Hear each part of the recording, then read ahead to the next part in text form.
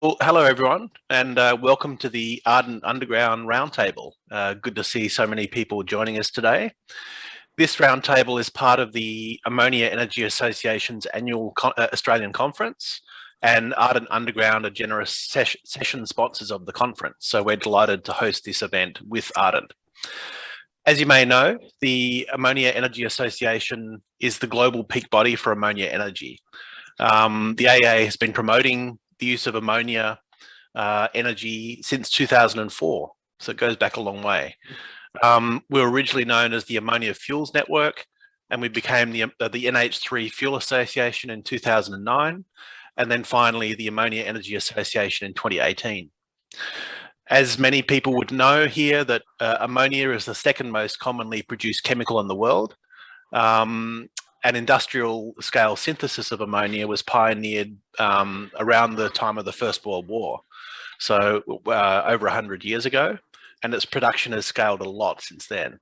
So today, over 180 million tonnes of ammonia are produced each year, and over 20 million tonnes of that is traded globally. Most of it's used for fertilizers, but also for explosives and industrial feedstocks. As we've explored in depth in this conference, ammonia is transitioning to becoming an energy carrier for combustion in ship engines, in boilers, industrial furnaces, and in fuel cells. So nitrogen in ammonia is essentially a carrier for hydrogen, which has the useful calorific value. As the new president of the AEA, Rob Stevens, said on day one of the conference, ammonia production and trading could scale from about 180 million tonnes today to perhaps 700 million tonnes a year by 2050. And that would be almost a quadrupling in volumes in less than 30 years. And we anticipate a lot of that being produced and exported from Australia. So this literally could become the next frontier for Australian energy exports, which is the theme of this conference. As a green ammonia developer, I know firsthand how important large-scale hydrogen storage is. So whilst ammonia production from fossil fuels is essentially a steady state process with constant supply of hydrogen from steam methane reforming, green ammonia production requires us to match a variable input with electrolysis powered by variable renewables into the ammonia synthesis process. So a large buffer of hydrogen storage will be really valuable to buffer between the upstream and the downstream. Now, as Keith Lovegrove introduced yesterday, hydrogen storage is typically in steel pressure vessels, which get very expensive at scale, in salt caverns, if you're lucky enough to have one nearby, which in Australia is unlikely, or in aquifers or rock caverns, which has all sorts of complexities and risk. So we need large-scale, safe hydrogen storage at low cost, and it needs to be replicable into the best locations for green ammonia production and export. So Ardent Underground are developing a solution which, I think could really address all of these issues. Its founder, Keith Lovegrove, is one of the pioneers and true believers of ammonia energy in Australia, and he's really put his finger on one of the key issues and barriers for large-scale green ammonia production. Abergeldie have the capabilities which will enable this vision to become a reality, bringing across their mining and engineering expertise into ammonia energy. So with that said, I'd like to introduce you to Ardent Underground's Chief Executive Officer, David Bentley, to get in today's roundtable. So welcome, David.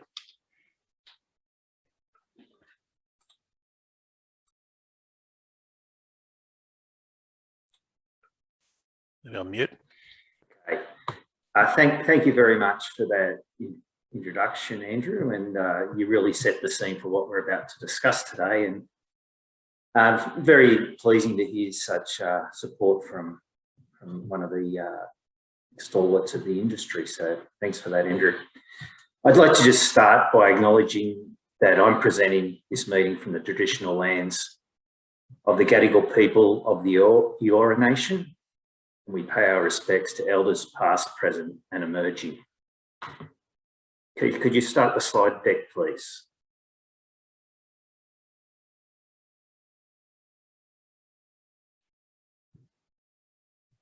Okay. So our presentation today is about, as Andrew alluded to, that we believe we've got a missing link to the green hydrogen future. There's lots and lots of development going on in electrolyzers and downstream equipment and consumption and vehicles and all of that, but there doesn't seem to have been much movement on large scale storage. And, you know, you can find some salt caverns, but, you know, they really only become viable at very, very large scales, and you need to have them located in the correct spot. So, next slide, please. So today, I just introduced you to our panel. Andrew's sort of already alluded, I'm the CEO. And together we have Mick Boyle, who's the executive chairman of both Ardent Underground and Abergeldie Complex Infrastructure. We have Dr. Keith Lovegrove. He's the technical director of hydrogen storage for Ardent, and John Zeni, who's the technical director for drilling. And he's been around the drilling rigs probably most of his life, and is going to tell you a lot more about how we drill our holes safely from the outset. So there's our agenda for today. I'm just going to give the introduction, and I'm going to hand you over to the experts, and I'll just tell you a little bit about Ardent Underground, and then at the end we will have a Q&A session. So we're trying to keep the presentation part to it fairly limited so that we can field as many questions as possible. So please just start sharing those through, and we'll highlight them as we go. So Ardent Underground, was born out of some research that Keith was doing in partnership with the University of California.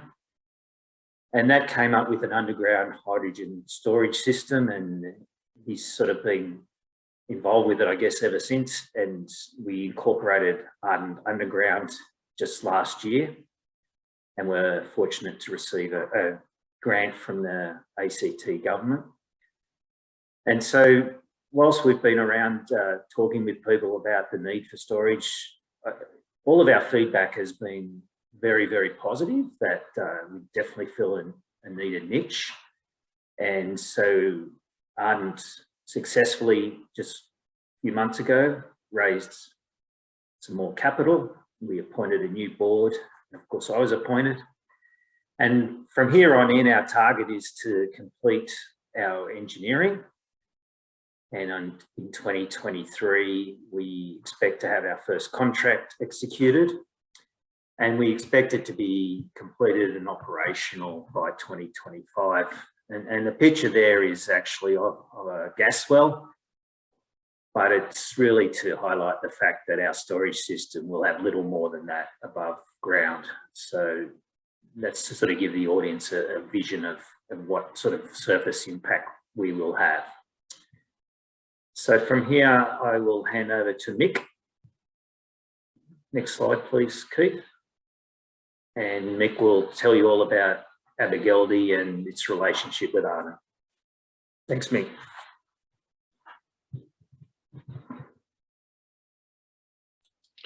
Need to come off mute. Yeah, now I'll try again. Thanks, David. And Keith, if you can move to the next slide. Thank you. Yes, look, Abergeldie Complex Infrastructure was established nearly 30 years ago with a view to build the complex infrastructure needed to build better communities. It's grown over that time to now be one of the largest Australian-owned construction companies with over 500 employees carrying out projects throughout Australia and New Zealand. Next slide, please, Keith. Abergeldie is a very innovative construction company with a wide range of capabilities, as you can see there. The blind boring capability within that suite of capabilities was developed over 20 years ago, and Abergeldie is now one of the leading large diameter shaft drilling companies in the world, using rigs that were designed and built here in Australia. Next slide, Keith. There's a couple of slides here just to give a little bit of an overview recently completed and current projects. So there's some marine works and bridge works, rail and transport works. Thanks, Keith. We've done work in oil refineries and water treatment plants, and we do a lot of remediation on Australia's ageing pipelines. Thanks, Keith. As well as very complex projects. These projects here will give you a little bit of an idea or a feel for the scale of capability of Abergeldie.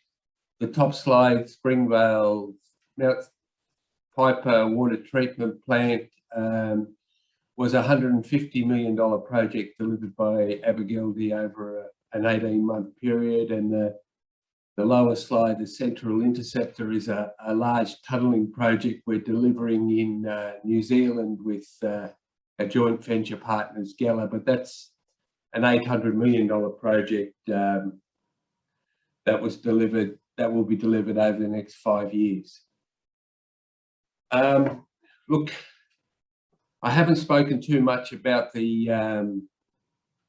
blind boring capability, and John Zeni will address that later in the presentation. But about 10 years ago, we realised that most of our blind boring was being carried out to deliver ventilation shafts for coal mines. So we've been working to develop other technologies for this ability to deliver large diameter shafts. We work closely with Sydney University, and we've developed several technologies that we think will be very useful in the world's transition away from carbon-based energies. But one of the most exciting is one that we've been working on in partnership with Keith Lovegrove from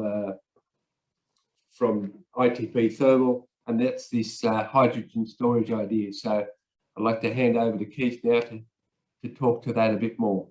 Thanks, Keith. Thanks, Mick. Hopefully everyone can hear me now.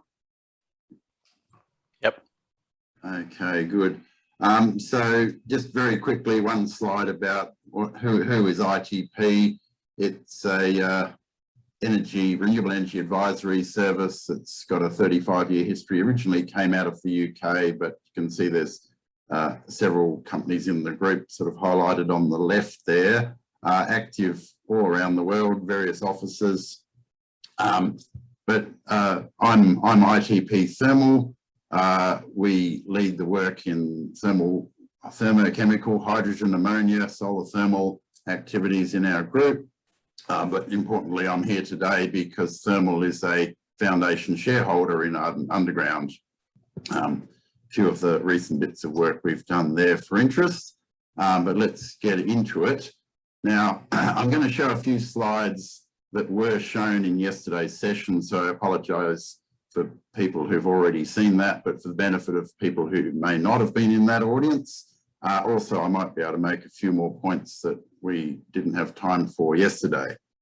So the need for storage is self-evident. Andrew certainly introduced that at the beginning. He's almost given the whole talk for us. Thanks, Andrew. But just to sort of reiterate, I mean, we're here talking about ammonia, but of course the hydrogen story is part of the ammonia story and bigger than the ammonia story.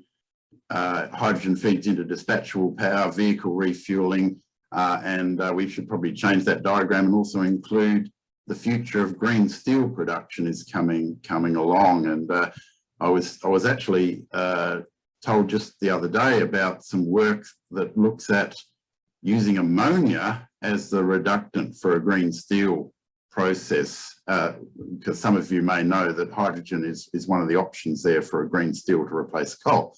So all of this requires hydrogen storage, and that's why we're here.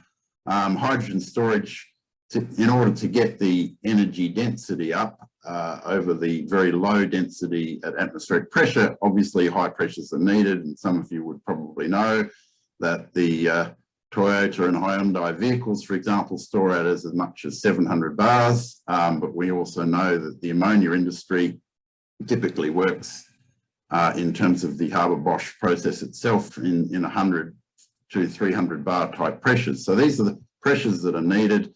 And as Andrew's already pointed out, steel pressure vessels are a fairly expensive way to do that, although they can do it. So how important is hydrogen storage in the ammonia context? The key point is it's significant. It's not the biggest part of the picture. Clearly the electrolyzers plus the supply of the electricity is the biggest part of the story.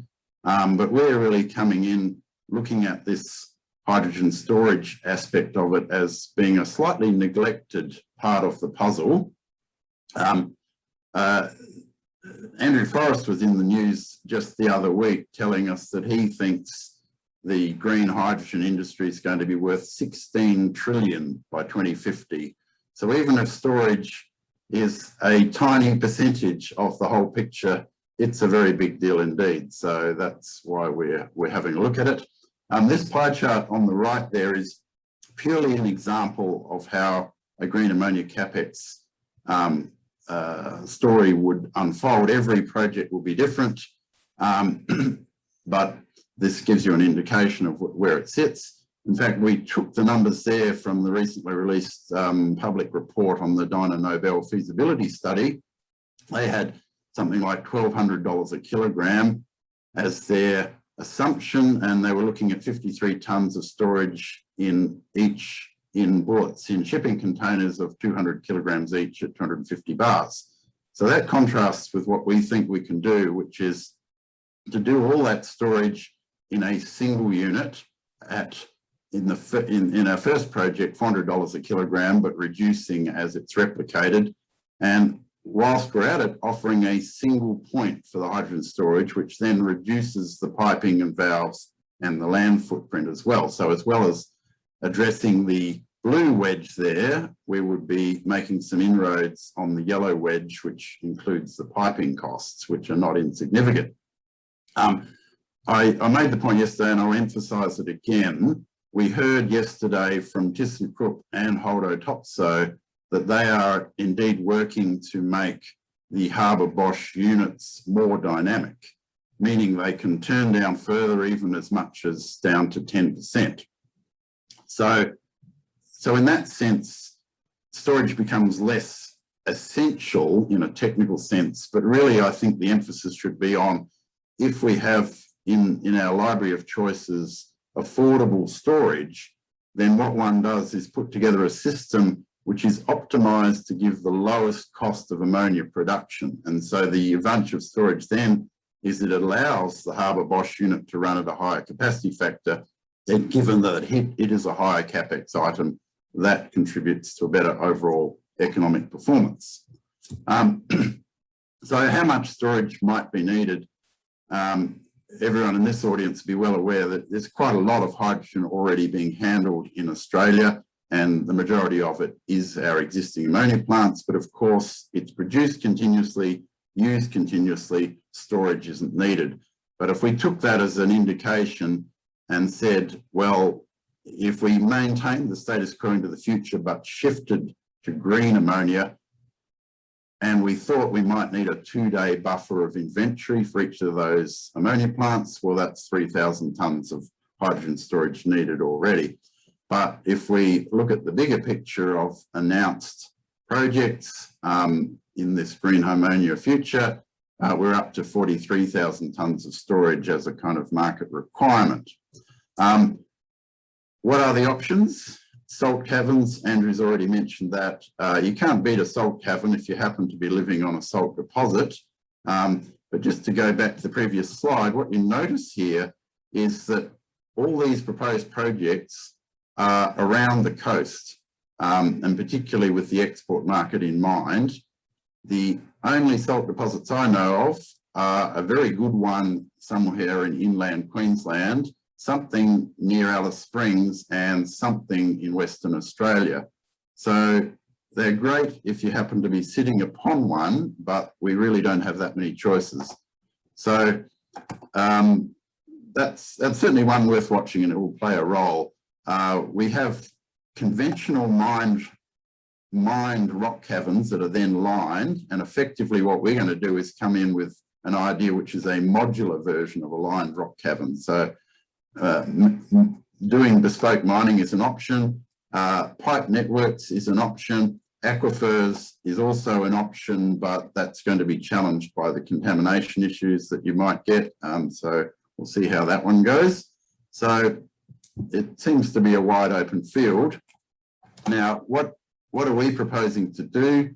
For those of it who haven't seen it before, it's adapting blind bore shaft drilling, and John will be talking in detail about how it's done shortly, but it's a shaft in the ground somewhere between 3 meters and 7.5 meters diameter. In the first instance, going down to 400 or 500 meters, but there is scope in the vision for the future of pushing that further to 1,000 meters eventually. We have a lining which contains the hydrogen, but the important point here is that it's grouted into the rock in a way that all the lining has to do is contain the hydrogen against leakage. The pressure forces are transmitted into the rock. Operation at 200 to 300 bars. The pressure is really something that can be worked out on a project by project basis, because it's more driven by the cost and needs of compression and the end use that's going to be applied. So in an ammonia context, given that the end use is high pressure anyway, it's going to be a fairly high pressure storage. Note at the top, we allow 30 to 40 meters of backfilling the shaft with rock and concrete, and that of course keeps the lid on the thing. So we're offering something which we think will be cost effective, replicable, large scale, 50 to 500 tons per shaft, depending on the diameter and the depth. 500 would be a full 6 meter diameter and 1,000 meter deep at 300 bars. But a small above ground footprint too, as David showed earlier. It's just going to be a wellhead sticking out of the grass.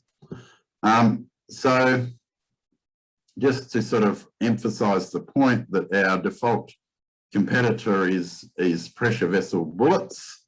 And if we somehow wanted to achieve 3,000 tons, well, our biggest shaft would require 6 of those only. If we went with the smaller 50-ton shafts, it would be 60 of them versus a very large number of bullets indeed. I'll make a few points about safety that we didn't fit in yesterday. There was a question in the Q&A about, somebody asked how much hydrogen would diffuse through the lining, and the answer to that is a couple of kilograms. So our lining, we won't go into great detail about our bespoke designed lining today, but suffice to say it is a steel-based thing. So the hydrogen is contained in steel. There is diffusion, and the answer is a 50-ton inventory maintained at 30 megapascals for a year will lose 2 kilograms of hydrogen, more or less. Even if it's embedded in granite, which is about the most impervious rock you can anticipate, 2 kilograms of hydrogen over a year will just simply diffuse through the granite faster than it will diffuse through the steel. In terms of the safety issues, it's somewhat self-evident that if we put this thing 40 meters down under the rock, it's inherently safer than anything at the surface. What do we have at the surface? We have a wellhead that's adapted for hydrogen surface and sort of follows gas well practices. And one of the key things that we would follow with that is having a blowout preventer, a subsurface safety valve. This is a unit that is designed that if someone's silly enough to back a truck over the wellhead and actually break it off, then what you get is the immediate surge in flow out of the exit pipe causes the blowout preventer to close. So that's inherently safe. You could actually ask the question, what if the worst happens and we get a rupture in the lining itself? I mean, I guess in the worst case, we could have a seismic event. But even if we had a 0.5 square meter hole in this lining, the result then would be something like 10 to 20 kilograms a day of hydrogen would diffuse up through the rock and appear at the surface. We would detect that and it would have to be dealt with, but this would be extremely unlikely, but it's not ever going to be an explosive failure. So we think there's some very positive messages there. But really the bottom line is the bottom line, which is the cost. If we look at the options, we've got this is a logarithmic scale here of considering hydrogen storage volumes going from vehicle size right up to the salt caverns, which are very big indeed. And then looking at the costs per kilogram, the installed cost for building the storage, Ardent proposes to be in this niche here, looking at between 20 and 500 tonnes per unit. And also it's worth making the point that these can be replicated as much as one wants. You can build multiple shafts on a site about 20 metres apart and accommodate as much hydrogen as you wanted at one site.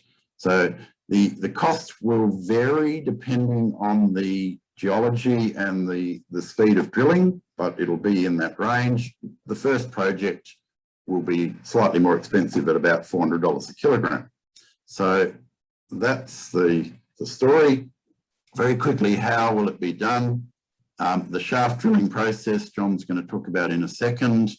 The assembly from the top in elements of the lining, which gets lowered in. When that's finished, the remainder of the shaft, well, first of all, the sides are grouted in, then it's filled in with concrete, and finally we end up with the gas wellhead type construction at the surface, which is then the only visible sign that there's a storage there. So it's now over to you, John.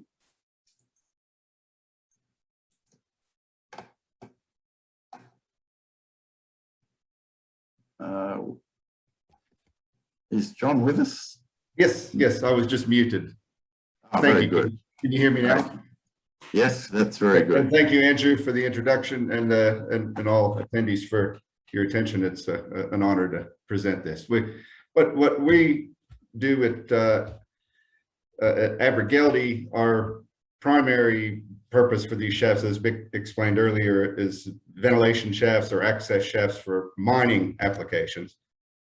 But we're also actively seeking alternative applications that we think will take us far into the future, because it's a good, safe technology. The whole shaft construction process, we've taken a process that typically was done by putting crews of people underground with drills to drill small holes, put dynamite and blast, and they were exposed to quite a few hazards of not only rock falls, but gas explosions or water inrushes. There's a lot of, it's a very dangerous environment in a shaft. We don't put anyone in that environment. If you look at the sketch on the left, the process of removing the spoil is to the bore, the shaft remains filled with fluid right to the surface through the entire process. And all the material that we excavate is circulated up the center of the drill pipe by an airlift system, so that all the material that's broken loose comes up the center of the drill pipe that we turn the big drill with, and then we recirculate that fluid after settling the spoil out.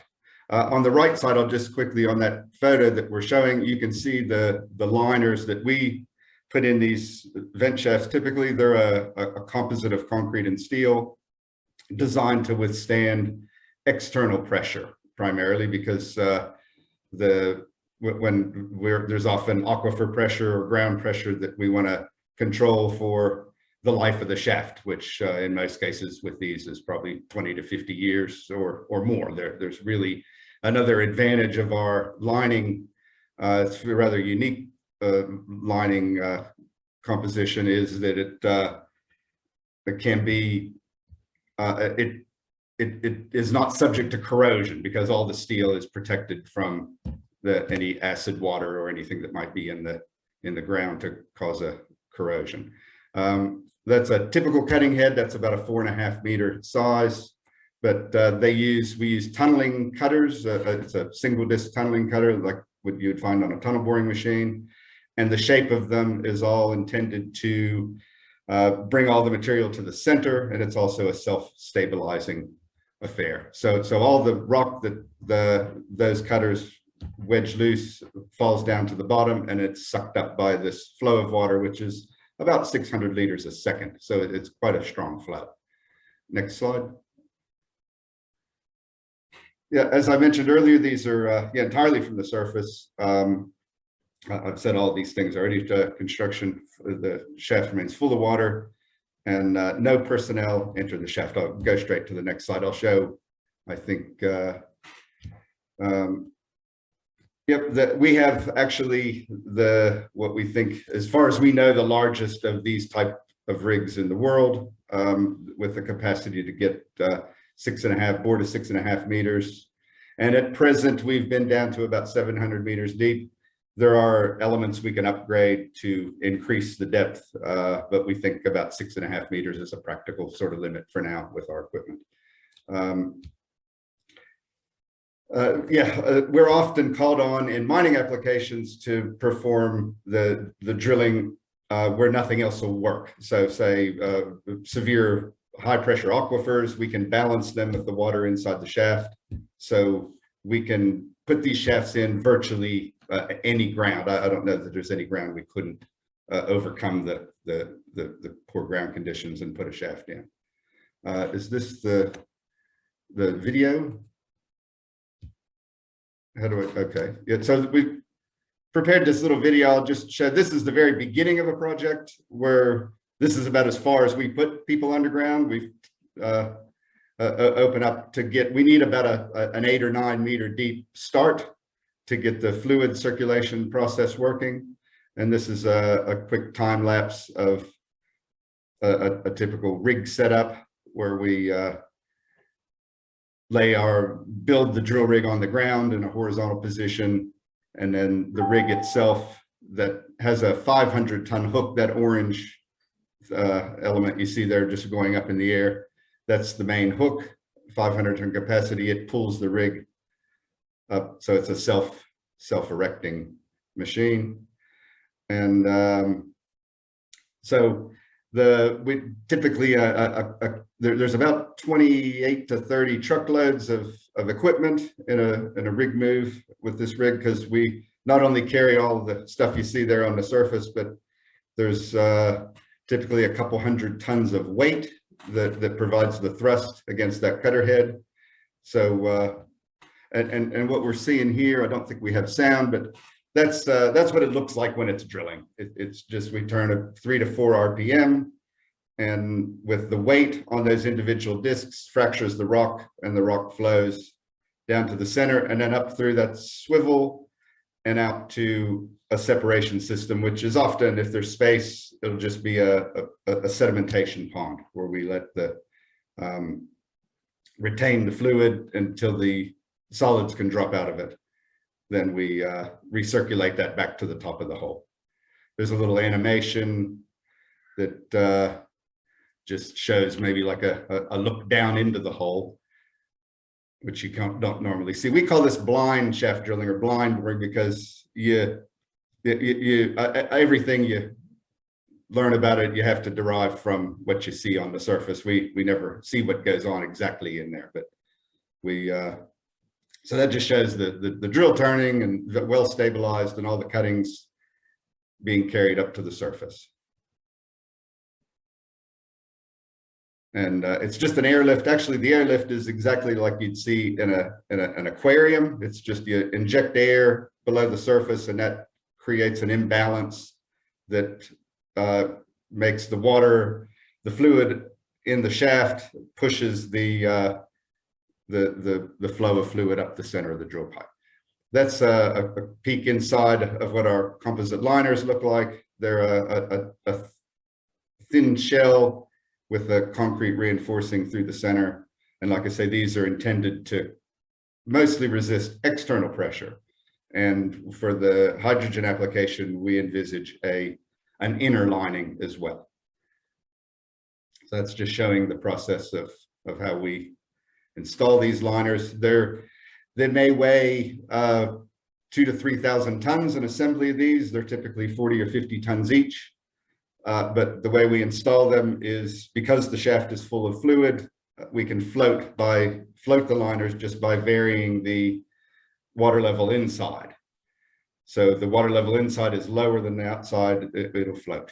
And you can see we were putting water in there a second ago just to sink it. And this is a non-shrink grout we place in between in the joints, so that it's the concrete column is a continuous from top to bottom. So we just weld these together. We can typically run 4 or 5 a day, or like 12, 15 meters of these liners every day. And the liner, just point out, we don't start installing the liner till the shaft is drilled. So we deal with all the other issues with drilling fluid. And yeah, that last slide, that last little bit was just us doing the grouting, where we pump a cement grout between the outside of the, how do I stop that? Between the outside of the liner and the rock, which is going to be very critical for this application, because our whole purpose is to make sure there's no gap that the liner can expand into. So yeah, Abergeldie, we've done 25 shafts in the last 20 years since we started doing this in Australia. That's what you're looking at there on the right. That's about a 5, I think, yeah, 5.5, or I can't remember exactly the size, but you get an idea of the scale. And what we're looking at initially for the hydrogen application, hydrogen storage, is about a 4-meter finished diameter, between 250 or between 50 and 300 meters deep, so a 250-meter tank. But that's all I have. I can hand over to Andrew.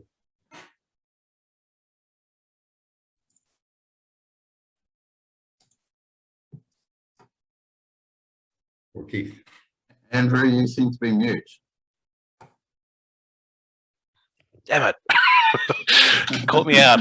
Anyway, but I do this for a living and I still get caught out. Okay. Anyway, okay, so we had some questions from yesterday and some really good ones today. So firstly, from yesterday, have you considered the risk of casing shear in your underground solution?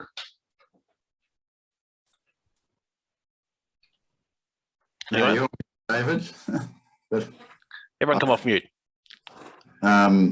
I guess I could have a go at that one.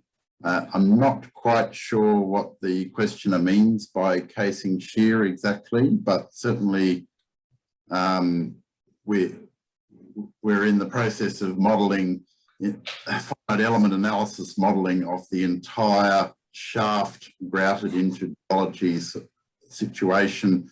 We expect, as it pressurizes and depressurizes, we expect small cyclic movements that we wish to keep within the elastic limits of the liner, and certainly the process at the top, the coverage at the top is designed to completely resist the uplift, but it will also be designed in terms of locking the backfilled concrete into the geology so that you cannot have a punch out shear failure of the whole thing sort of rising up in the hole that was put there. So I think the simple answer is yes, although I don't know that I've exactly got what the questioner was looking at there. Thanks, Keith. So there's a related question from Robert Catchpole. So how is ongoing integrity tested and assured? We've been exploring the kind of instrumentation that is available in the oil and gas industry. And for people who might be familiar with that, there's the concept with these wellheads that they come with a top fitting that allows you to insert instruments, and there's the terminology is a slick line or a wire line. You can actually insert instruments down into your, well, they're designed for gas wells, obviously, whilst it's under pressure, interestingly enough. So there's a whole range of non-destructive inspection tools, and they're obviously designed for rather smaller diameter shafts. So we're working to to take those ideas and modify them in ways that we can progressively inspect the shaft on a year-by-year basis. Yeah, Cool, I'll thank just you. add to that. We're also considering some fibre optics to detect leaks within the system as well. The fibre optic will give us a data point. I can't remember, but it's thousands and thousands and thousands of data points that will be available to us in a single fibre optic cable running the length of the cylinder. Cool, thank you. So Steve Arnrich, I hope I pronounced that correctly, said, if there was a leakage in one shaft, could you have an empty shaft nearby and siphon the remaining hydrogen into that? Well, I think the short answer to that would have to be yes. I mean, as you saw, we were showing that a 40-metre coverage would resist the pressure from the surface. So a shaft to shaft spacing of 10 to 20 metres will be more than enough to separate them. So you could have a fully pressurised shaft and an empty shaft together. I mean, in the worst case that we had a leak that we considered unserviceable, obviously you'd have to remove the hydrogen inventory to deal with it. I can't imagine that you would just have an empty shaft just in case. So that wouldn't really make sense. I mean, in the very worst case, I mean, I would hope that the end use could simply consume it and then you'd have to take it offline. But in the worst case, I think you'd have to vent it and flare it, and we would have the facility for doing that. Okay, so Steve has another question. So have any been installed in Australia yet? And I guess you mentioned before, I think 20 or 25 in the mining world, but are there any in the hydrogen storage world yet, or is it still coming? No, well, we've drilled many shafts as explained, and you've seen them in the video, and we've lined them, and that's really the complex part of what we are doing. And so for us to then take the next step into the hydrogen storage, that's the innovative part of what Ardent Underground is formed for. So we're currently seeking our first project and looking for a partner, probably with an offtake agreement, so that the risks can be shared properly amongst the parties that are interested, rather than just trying to sell it as an outright sale. Yep. Now, Stephen Heaton had a question. Do you have any feel for how likely you'd face a clash between ideal logistical locations and adverse geology, water table, sand, clay, etc.? Not just the boring, but long-term stability too. I'll ask John to answer that one, because I think the first part of it's definitely the boring. Yeah, it is possible to find geology that will not be suitable. But most of the Sydney Basin, we believe, would be ideally suitable. All the sediment, sandstone, siltstone. The issue, probably the thing that would make it unviable would be just a running sand, something that has no compressive strength much. We actually looked at a possible application around Adelaide and found that the sediments run quite deep there, 700 or 800 meters, to where before you could get to a rock that you could break a window with. So we determined that was not a suitable location, unfortunately. But we believe the vast majority, just from our experience of drilling around various parts of Australia, most places we've been would be a suitable host rock for one of these reservoirs. Okay, thank you. Now, Peter Bryn said that, I'll quote, "I dropped out at a critical moment, so perhaps I missed it, but is being underground critical to the integrity of the structure? For example, does it aid in providing hoop stress strength? I'm trying to understand the value of putting this underground and how it reduces cost. I understand there's a safety case, but is it strictly required?" Yes. The short answer is yes. We're deriving all the strength from the majority of the strength from the surrounding strata. If to build a similar thing on the surface for 22 MPa, we'd be 200 to 250 mil steel. So where we're actually lining these with a couple of very thin skins of steel, but relying on the surrounding rock to contain the pressure or contain the vessel from expanding beyond its elastic limit. Yep. Thank you. Okay, so Marab Patalwala asks, what would be the approximate cost per ton of hydrogen storage? So that was at $400 for you, Keith. Oh, Yeah. No, we have the first project calculated at $400 a kilogram installed cost. Okay, thank you.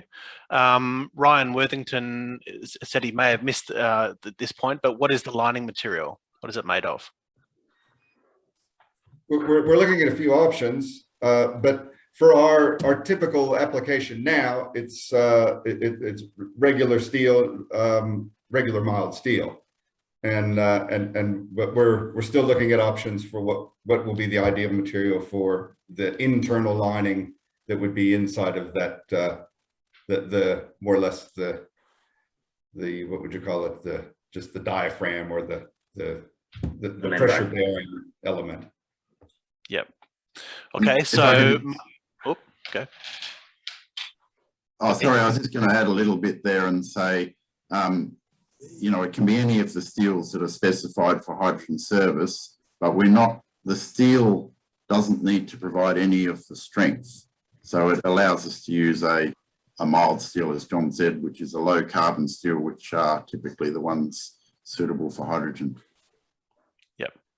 Okay, Mahesh has the question, what is the possibility of repairing any leak? It would depend on severity. We would probably have to open the hole back up. We're hoping we wouldn't have to do that. We're trying to design processes around conducting inspections that will satisfy us that they're aging well.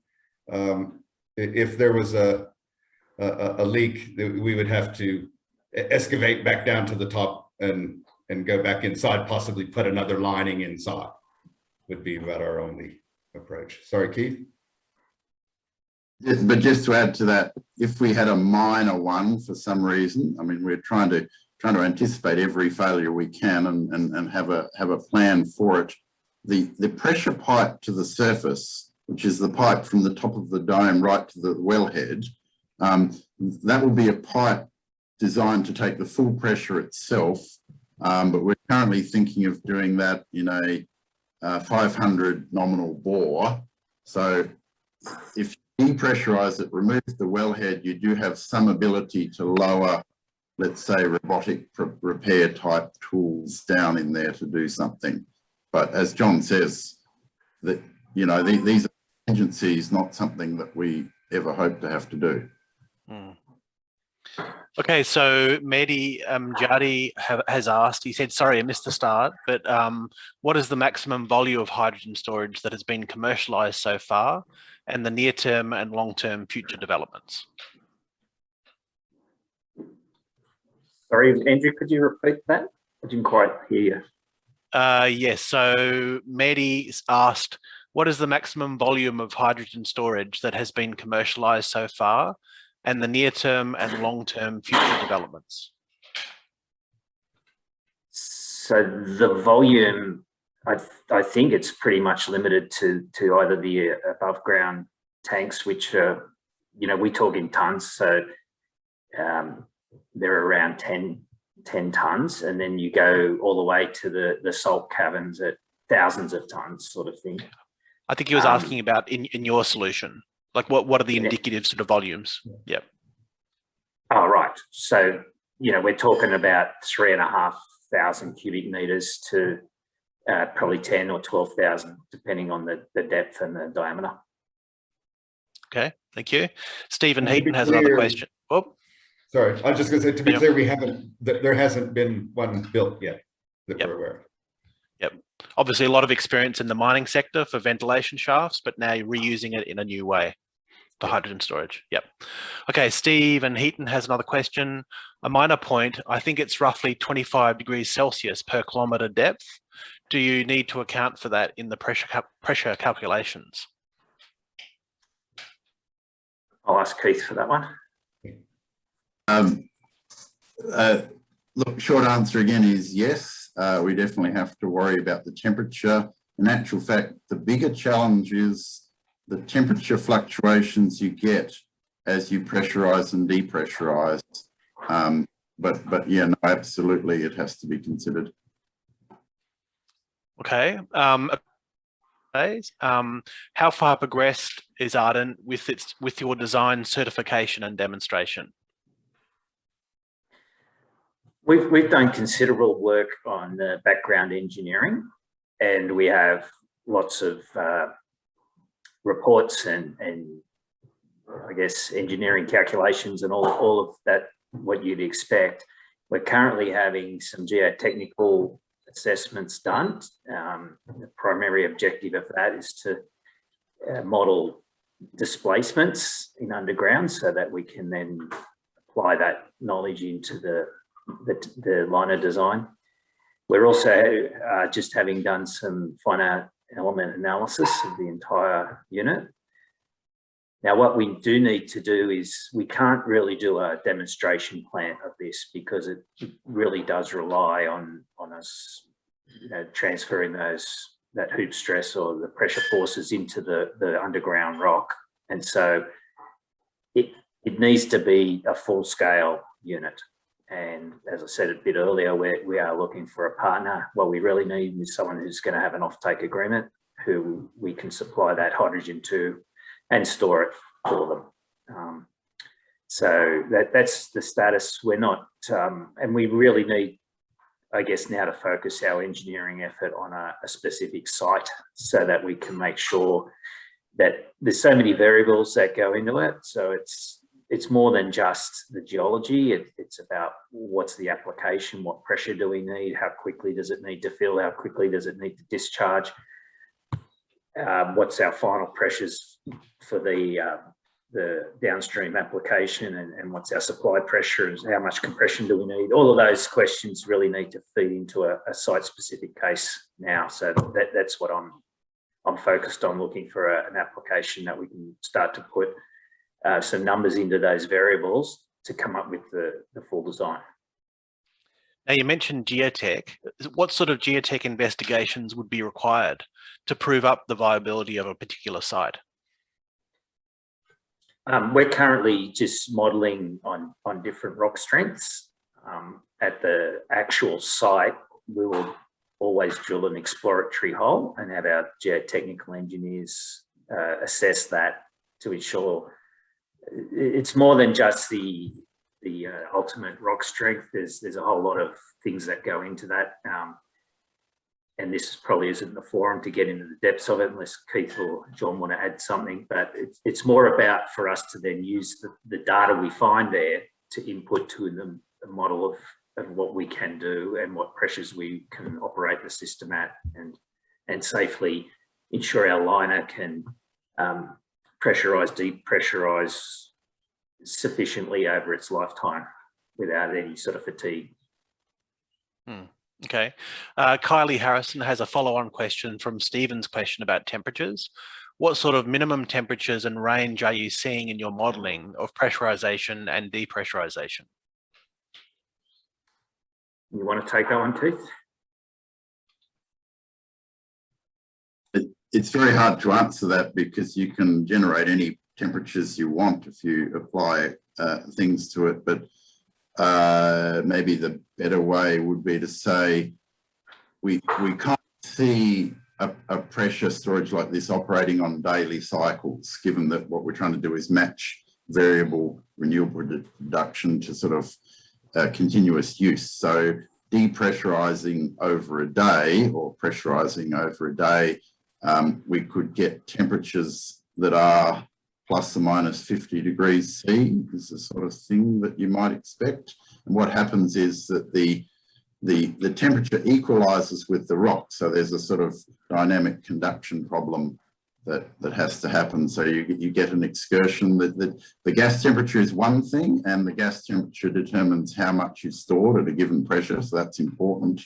But in terms of worrying about our structure, it's the liner temperature that actually matters, and so that we've got to watch the excursions of that.